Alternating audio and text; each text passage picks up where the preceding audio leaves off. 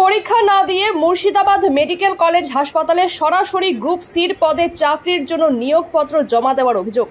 গ্রেফতার বেলডাঙ্গার যুবক অভিজিৎ মণ্ডল। মুর্শিদাবাদ মেডিকেল কলেজের ঘটনায় চাঞ্চল্য ছড়িয়েছে। পুলিশ সূত্রে জানা গিয়েছে, বেলডাঙ্গার ওই যুবক মুর্শিদাবাদ মেডিকেল কলেজ হাসপাতালে গ্রুপ সির পদে চাকরির জন্য ভুয়ো নিয়োগপত্র নিয়ে আসে। ল্যাবরেটরি অ্যাসিস্ট্যান্ট পদে চাকরির জন্য নিয়োগপত্র দেখায় ওই যুবক, কিন্তু এরকম কোনো পোস্ট মুর্শিদাবাদ মেডিকেল কলেজে নেই। স্বাভাবিকভাবে সন্দেহ হয় মুর্শিদাবাদ মেডিকেল কলেজ হাসপাতাল কর্তৃপক্ষের। পুলিশ এসে ওই যুবককে গ্রেফতার করে। এর সঙ্গে বড় চক্র জড়িত খবর পুলিশ সূত্রে। এই চক্রকে খুঁজে বের করার চেষ্টা করছে তদন্তকারী আধিকারিকেরা।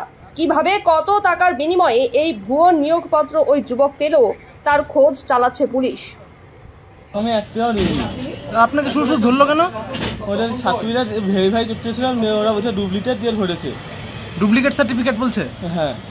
কে বলছে? ও হসপিটালে। আপনি জানতেন না এটা ডুপ্লিকেট?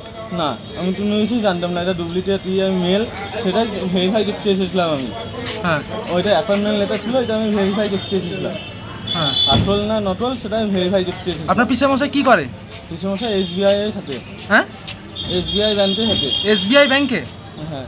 তা উনি আপনাকে দিলেন কি করে এই সার্টিফিকেটটা? সেটা আমি বলতে পারছি না। আমাদের বললে এটা আজকে করবে, বললাম হ্যাঁ করবো, বললে কাজে ভালো। কেবলমাত্র আপনার পিসেমশাই ছিল না আর কেউ ছিল? আমি ওদের সাথে কে আছে না জানি না।